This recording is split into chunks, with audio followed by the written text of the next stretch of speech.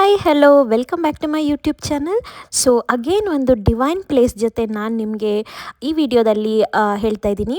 So ಇದು ಬಂದುಬಿಟ್ಟು ಶ್ರೀ ಚೌಡೇಶ್ವರಿ ದೇವಾಲಯ ಶ್ರೀ ಕ್ಷೇತ್ರ ದಸರಿಘಟ್ಟ ಅಂತ ಹೇಳಿ. ಸೊ ಇದಿರೋದು ತಿಪಟೂರ್ ಹತ್ರ, ತುಮಕೂರು ಜಿಲ್ಲೆ ಹತ್ರ ಬರುತ್ತೆ.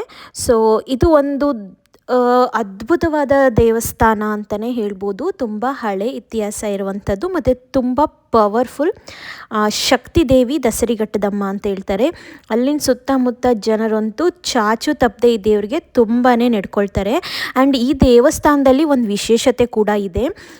ಅದು ಏನಂತ ಅಂದರೆ, ನಾವು ಇಲ್ಲಿ ಪ್ರಶ್ನೆಗಳನ್ನ ಕೇಳ್ಬೋದು ಈ ದೇವರ ಹತ್ರ. ಅದಕ್ಕೆ ಅಂತಲೇ ಒಂದು ಸಪ್ರೇಟಾಗಿ ಯಾಗಮಂಟಪ ಅಂತ ಇದೆ. ಸೊ ಅಲ್ಲಿ ಯಜ್ಞಗಳನ್ನೆಲ್ಲ ಮಾಡ್ತಾರೆ. ಕುಂಡಗಳು ಅಥವಾ ಪೂಜೆ ಪುನಸ್ಕಾರ ಎಲ್ಲ ಇರುವಾಗ ಯಜ್ಞಕುಂಡ ಎಲ್ಲ ಮಾಡ್ತಾರೆ. ಅದೇ ಪ್ಲೇಸಲ್ಲಿ ಇವರು ನಾವು ಏನು ಪ್ರಶ್ನೆ ಕೇಳ್ತೀವೋ ನಾವು ಅಂದ್ಕೊಂಡಿರೋ ಪ್ರಶ್ನೆ ಆಗುತ್ತೋ ಇಲ್ವೋ ಅಂತ ಹೇಳಿ ಸ್ವತಃ ದೇವರೇ ಕೂಡ ಅಕ್ಕಿ ಮೇಲೆ ಬರೆದು ತೋರಿಸುತ್ತೆ. ಸೊ ಇಲ್ಲಿ ನಾವು ಅದನ್ನು ಪ್ರಸಾದ ಚೀಟಿ ಅಂತ ಕೂಡ ಸಿಗುತ್ತೆ. ಅದನ್ನು ಫಸ್ಟ್ ತೊಗೊಂಡು ಹೋಗಿ ಅಲ್ಲಿ ಕೇಳಬೇಕು.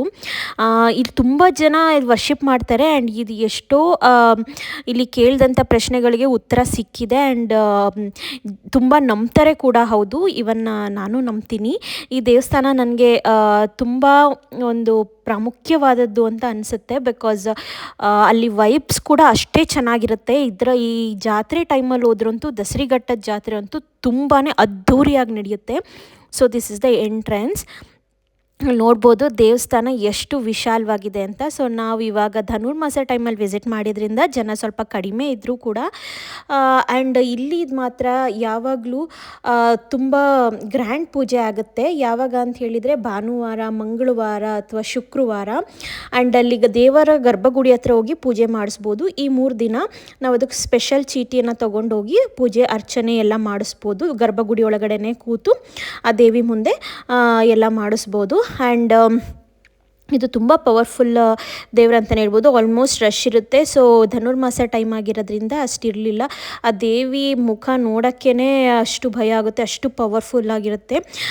ಸೊ ದುರ್ಗಾ ಮಾತೆ ಅಂತಲೇ ಹೇಳ್ಬೋದು. ನಾನು ಹೇಳ್ದಂಗೆ ಇಲ್ಲೇ ಆ ದೇವರು ಬರೀತಾ ಇದೆ. ಇಲ್ಲಿ ಯಾರೋ ಪ್ರಶ್ನೆ ಕೇಳ್ತಾಯಿದ್ರು, ಅದು ಆಗುತ್ತೋ ಇಲ್ವೋ, ಅಥವಾ ಒಂದು ಚೀಟಿನ 250 ರೂಪೀಸ್ ಏನೋ ಕೊಟ್ಟು ತೊಗೊಬೇಕು.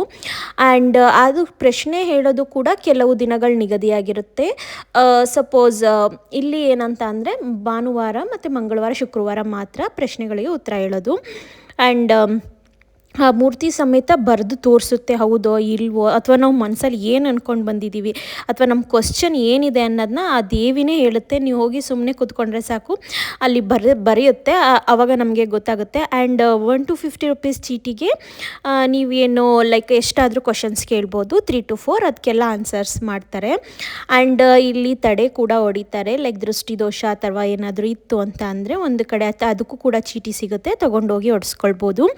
ಆ್ಯಂಡ್ ಇದು ಒಂದು ದೊಡ್ಡ ಕ್ಷೇತ್ರ ಅಂತಲೇ ಹೇಳ್ಬೋದು. ತುಂಬ ನಂಬಿಕೆ ಇರುವಂಥ ಚೌಡೇಶ್ವರಿ ದೇವಿ ಅಂದ್ರೇ ಅಷ್ಟು ಭಕ್ತಿಯುಳ್ಳ ಪ್ಲೇಸ್ ಇದು. ಆ್ಯಂಡ್ ಇಲ್ಲಿ ಮಧ್ಯಾಹ್ನ ಟೈಮ್ ಪ್ರಸಾದ ಕೂಡ ಕೊಡ್ತಾರೆ.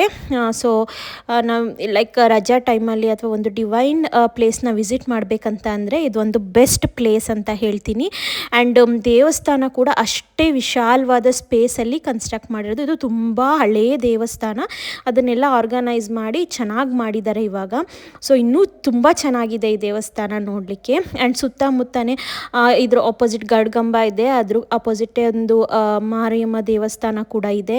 ಆ್ಯಂಡ್ ಆ ಕಡೆ ಸೈಡ್ ಮಠನೂ ಇದೆ. ಇಲ್ಲಿ ಸ್ವಾಮೀಜಿಗಳು ಕೂಡ ಇರ್ತಾರೆ. ಸೊ ನಿಮ್ಗೇನಾದರೂ ಟೈಮ್ ಇದ್ದರೆ ಅಥವಾ ಸುತ್ತಮುತ್ತದವರಿದ್ದರೆ ಖಂಡಿತ ಹೋಗಿ ವಿಸಿಟ್ ಮಾಡಿ ಬ್ಲೆಸ್ಸಿಂಗ್ಸ್ ತೊಗೊಳ್ಳಿ. Thank you.